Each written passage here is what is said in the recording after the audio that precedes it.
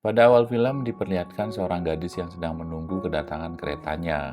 Diceritakan hari itu ia akan pergi ke Seoul untuk sebuah pekerjaan di perusahaan baru. Gadis itu bernama Han Sejin. Ia ditemani oleh ayahnya yang juga pegawai stasiun kereta itu. Sang ayah sebenarnya tidak ikhlas Sejin harus pergi ke Seoul. Ia mengkhawatirkan kondisi anaknya nanti di sana.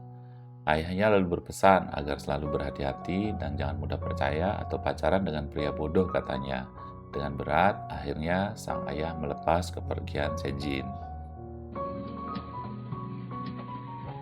Bertempat di Seoul, Sejin bekerja pada perusahaan startup sebagai seorang ahli IT. Di awal masuk perusahaan, ia sangat menikmati pekerjaannya. Ia pun berharap ini akan jadi titik awal kehidupan barunya. Tapi apa daya, kenyataan berkata lain. Karena resesi, perusahaannya malah bangkrut. 저도요? Atas kondisi itu, Sejin auto pindah kontrakan ke tempat yang lebih kecil. Terlihat lokasi itu penuh dengan cukup padat bangunan yang berhimpitan. Sejin pun masuk untuk melihat-lihat ke dalam ruangan. Dan saat Sejin sibuk membereskan barangnya yang terjatuh, tampak seorang pria tetangga sebelahnya terlihat keluar. Sejin pun menyapa pria itu, 안녕하세요. 여기 사세요? tapi ia malah langsung pergi dari sana. Di luar, pria itu tampak melihat setumpuk barang-barang Sejin. Sejin pun muncul. Pria itu berkata betapa tega agen pengantaran membiarkan seorang wanita mengangkat barang-barangnya sendirian. Ia menduga Sejin telah diperas, dan Sejin pun mengiyakan. Sejin mulai berpikir bahwa pria itu akan membantunya, tapi nyatanya pria tersebut malah pergi begitu saja. Pria itu bernama Dongchul. Ia adalah anggota gangster di wilayah itu, dan ia sedang kekurangan uang. Terlihat ia menagih janji bosnya yang akan memberikannya sebuah bar. Karena di usianya saat ini tak mudah baginya untuk menagih uang keamanan lagi, ucapnya. Di sisi lain terlihat Sejin sedang menelpon sang ayah. Ia mengatakan bahwa kondisinya baik-baik saja. Beralasan karena sibuk, ia minta maaf ke ayahnya kalau ia belum bisa pulang. Sesaat tampak Sejin sedang mengecek lamaran kerjanya, tapi hasilnya ditolak. Di tempat lain, Dongchul diminta mengamankan sebuah bar. Di sana tampak ada beberapa orang yang sedang mengacau. Karena ia datang sendirian, Dongchul pun jadi bulan-bulanan si pengacau.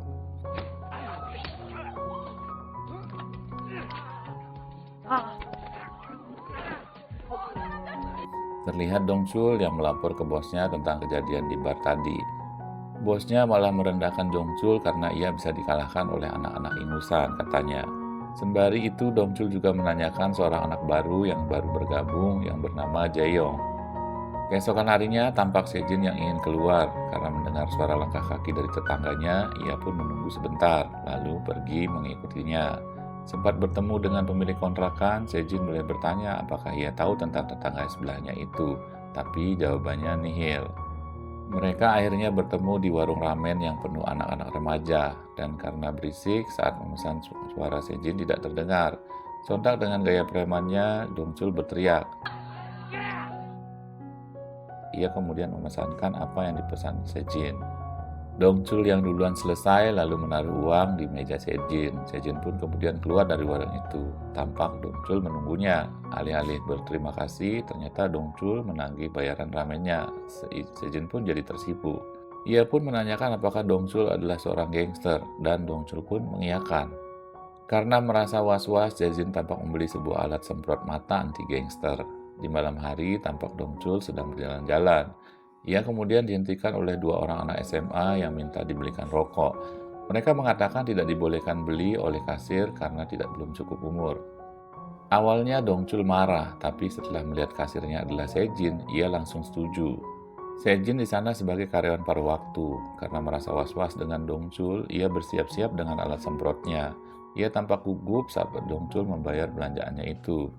Di luar, Dongchul tidak memberikan rokok itu kepada mereka, malah ia melempar susu lalu menghajar keduanya habis-habisan. Kejadian itu membuat Sejin kaget.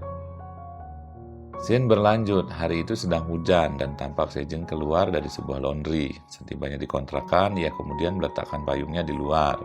Hari itu Sejin bersiap untuk wawancara lagi. Sekejap mau berangkat, ia pun melihat payungnya sudah tidak ada. Dan karena takut terlambat, Sejin pun memutuskan pergi menerobos derasnya hujan.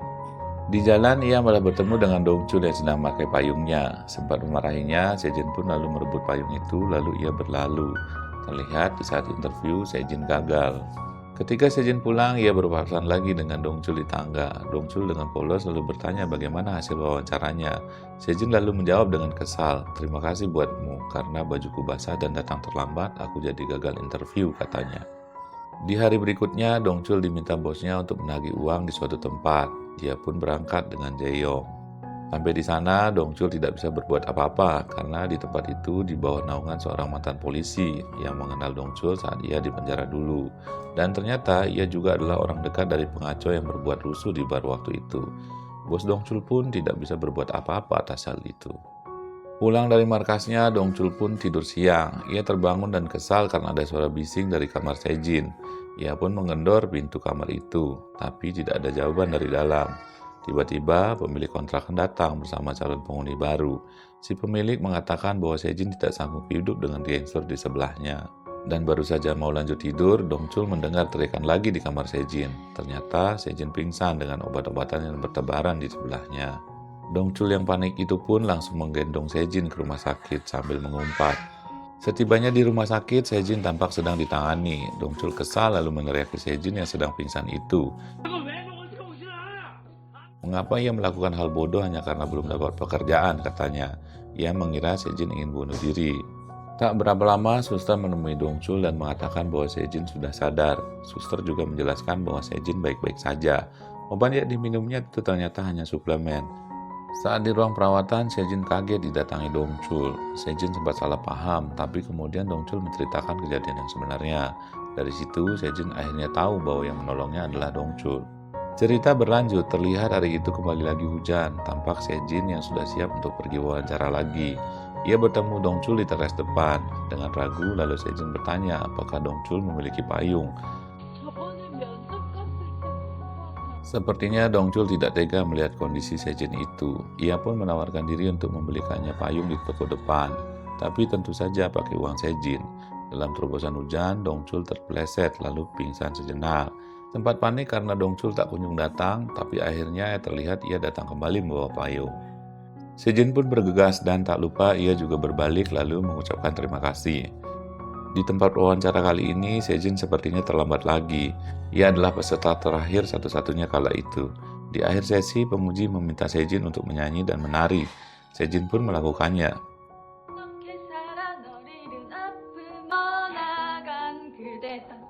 Tapi melihat tawa para pemuji, Sejin pun merasa sedang dipermainkan. Tak lama, Sejin pun berdiri lalu melangkah keluar sambil menangis. Saat di jalan pulang, Sejin melihat Dongchul yang sedang menempel poster-poster di jalan. Ia pun menghampirinya lalu mengajaknya makan ramen. Di tempat makan, Dongchul memberi tips untuk Sejin bagaimana mencari kerja. Ia berkata bahwa Sejin harus memohon pada bos perusahaan itu atau minimal mendatanginya langsung. Keesokan harinya terlihat Sejin memasukkan lamaran di suatu perusahaan, langsung ke kantornya seperti saran Dongchul. Dan benar saja orang dari perusahaan tersebut menjanjikan sebuah pekerjaan untuk Sejin. Esoknya Dongchul datang ke minimarket di mana Sejin bekerja. Ia tampak heran melihat Sejin menyambutnya dengan penuh senyum. Sejin lalu berkata bahwa ia telah mendatangi orang dari perusahaan dan besoknya dirinya akan dijanjikan sebuah pekerjaan, ucapnya. Tak seperti yang diduga, ternyata Sejin hanya dimanfaatkan. Ia akan diterima bekerja asalkan mau tidur dengan orang itu. Beruntungnya Sejin selamat berkat semprot anti gangster miliknya. Sejin pun pulang dengan sedih dan galau. Ia bertemu Dongchul di depan pintu yang ternyata sudah menunggunya pulang. Sejin menceritakan semua kejadian hari itu ke Dongchul, dan ia pun masuk kamar. Tanpa diduga, esoknya Dongchul pergi ke perusahaan tempat Sejin melamar kemarin. Ia mencari orang yang melecehkan Sejin, dan tanpa basa-basi, Dongchul pun lalu menghajar orang itu. Hal itu membuat Dongchul harus berakhir di kantor polisi. Untungnya, ia segera dibebaskan karena Sejin datang.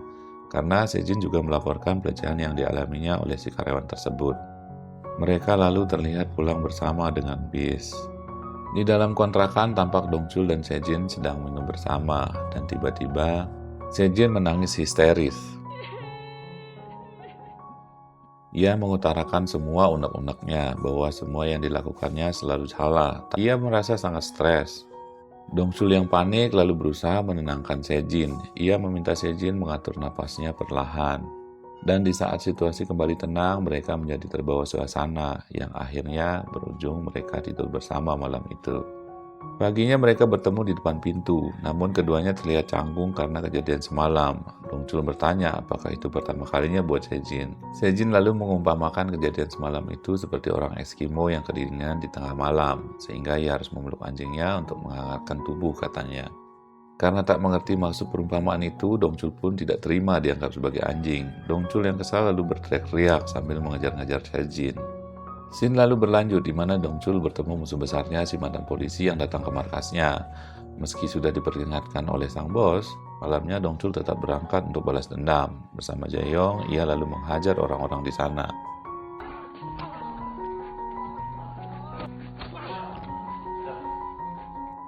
Esok harinya, Sejin mengajak Dongchul bertemu di suatu jalan. Sejin dengan bersemangat memberitahukan Dongchul bahwa ia telah lulus tes pertama di perusahaan selanjutnya. Karena Dongchul yang kurang paham hal tersebut, ia pun mengatakan bahwa ia akan meminta kartu namanya saja saat Sejin sudah bekerja nanti. Tak lama berselang, Sejin menerima telepon dari sang ayah dan ternyata sang ayah sedang berada di Seoul untuk urusan pekerjaan. Sejin lalu terburu-buru menemui sang ayah. Di sini akhirnya ayahnya tahu bahwa Sejin tidak bekerja lagi. Tampaknya Sejin membuat cerita ke ayahnya bahwa ia bertemu tambatan hati di Seoul karena terlihat ia meminta bantuan Dongchul agar berpura-pura sebagai kekasihnya. Terlihat juga mereka sedang ada di kereta berdua untuk menemui ayah Sejin. Di perjalanan, Sejin mengajari Dongchul tentang skenario apa saja yang harus ia katakan di hadapan ayahnya nanti. Sesampainya di rumah Sejin, mereka duduk di hadapan sang ayah. Tapi semuanya tak berjalan sesuai rencana. Dongchul gugup dan lupa tentang semua yang dikatakan Sejin di kereta. Syukurnya sang ayah dapat memakluminya. Terlihat Dongchul sedang bicara berdua dengan ayah Sejin. Setelah itu, ia tampak menemui Sejin yang sedang berdiri di pinggir laut. Dongchul menceritakan tentang keinginan ayah Sejin agar mereka segera menikah. Tapi ia menolak berbohong lagi, kata Dongchul. Hal itu membuat Sejin kesal. Harusnya Dongchul mengiyakan saja mau ayahnya. Dongchul pun heran kenapa Sejin tidak takut kepadanya yang seorang gangster. Bukannya takut, Sejin pun malah mencium Dongchul dan ia pun berlalu. Si mantan polisi ternyata balas dendam ke kelompok Dongchul. Ia menginfokan ke polisi untuk menggerebek bar milik bosnya itu. Sang bos pun menelpon Dongchul agar segera ke TKP. Karena di saat itu ia sedang bersama Sejin, Dongchul pun mengatakan ia tidak bisa datang. Dongchul yang sedang kesal itu pun lalu mencoba merokok. Ia lalu meminta api kepada seseorang yang lewat. Entah kenapa orang itu tidak terima lalu memaki dan menampar Dongchul. Awalnya Dongchul mencoba sabar karena saat itu lokasinya berdekatan dengan Sejin dan ayahnya. Tapi kesabarannya habis, ia pun menghajar orang itu di depan Sejin dan sang ayah. Atas kejadian itu, sang ayah akhirnya mengetahui semua kebenarannya. Sejin pun tidak diberikan izin lagi untuk ke Seoul. Hanya berencana akan mengenalkannya ke seseorang untuk diajak menikah. Tampak di markasnya, Dongchul disuruh pergi menemui si mantan polisi untuk menyelesaikan masalah yang terjadi. Saat kembali ke kontrakan, Dongchul melihat pemilik kontrakan di tempat Sejin. Pemilik itu berkata bahwa Sejin pindah hari itu. Ia lalu masuk ke kamar Sejin dan menemukan surat hasil wawancara Sejin. Saat di perjalanan ke tempat si mantan polisi, Dongchul teringat akan jadwal wawancara Sejin. Ia pun menelponnya. Ketika itu, Sejin terlihat sedang membakar semua berkas lamarannya. Ia lalu bertanya apakah Sejin akan menyerah begitu saja. Datang lalu wawancara sekarang. Aku akan mengaturnya, bentak Dongchul ke Sejin sambil menutup telepon. Dongchul lalu meminta Jae-yong menghentikan mobil dan ia pun turun dari situ. Sejin pun tampak bergegas berangkat hari itu juga. Ayahnya sempat mencegahnya untuk pergi, namun Sejin mengatakan jika ia tidak ikut wawancara itu, ia akan menyesal seumur hidupnya. Sang ayah pun memberikan jalannya untuk Sejin. Sementara itu, Dongchul ternyata pergi ke tempat wawancara Sejin. Ia mengacau di sana mengulur waktu untuk Sejin yang sedang dalam perjalanan. Karena dikeroyok, Dongchul pun menyerah. Namun saat itu Dongchul akhirnya mengutarakan maksudnya. Ia kemudian memohon sambil berlutut pada pimpinan perusahaan. Dongchul mengatakan bahwa ia ingin membantu seorang gadis yang wawancara hari ini. Gadis itu sangat spesial katanya. Dan terlebih lagi, ia tidak ingin hidup gadis itu berakhir seperti dirinya. Saat di lorong kantor, Dongchul dan Sejin terlihat berpapasan. Tanpa kata, Dongchul pun menundukkan kepalanya, lalu ia pergi begitu saja. Maksudnya adalah agar Sejin aman dalam wawancaranya. Dan benar saja, wawancara Sejin pun berjalan dengan lancar. Malamnya saat pulang, Dongchul melihat Sejin di tempat teras kontrakan, tapi ia memilih berbalik pergi dan tidak menemuinya. Dongchul lalu pergi ke markasnya. Ia dimarahi habis-habisan oleh sang bos. Ia pun lalu berencana untuk melenyapkan musuhnya itu. Si bos akhirnya setuju lalu menyuruhnya pergi bersama Jaeyong. Tapi hati Dongchul merasa kurang setuju dengan itu karena sepertinya mereka hendak mengorbankan Jaeyong.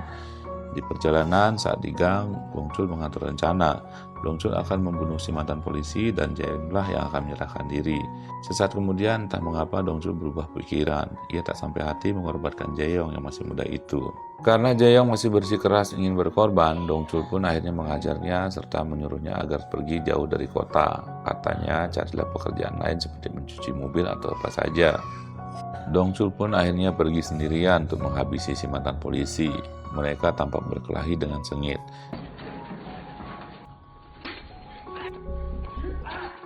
Yang akhirnya Dongchul pun kalah dengan beberapa luka tusukan. Waktu pun berlalu, Sejin sekarang telah bekerja di sebuah perusahaan. Berkat kecakapannya, sekarang ia sudah menjadi seorang kepala bagian IT termuda di sana. Hari itu ia tengah menyambut para pegawai baru di kantornya. Lihat ia sangat merindukan Dongchul. Ia tak pernah bertemu lagi dengannya setelah wawancara itu. Ia hanya pernah bermimpi sekali terkait Dongchul yang sedang ke kantornya dan meminta kartu nama Sejin seperti permintaan Dongchul di masa lalu. Pada scene akhir terlihat Sejin yang sedang mencuci mobilnya di sebuah car wash, dan saat finishing tampak Jaeyonglah yang membersihkan mobil itu. Terlihat juga di sisi berbeda ada sebuah tangan yang membersihkan mobil itu juga. Ya, itulah Dongchul yang selamat saat perkelahian kemarin. Kedua mata mereka pun saling bertemu. Tampak Sejin mengurai senyum penuh bahagia melihatnya. Begitu pula dengan Dongchul. Dan film pun tamat.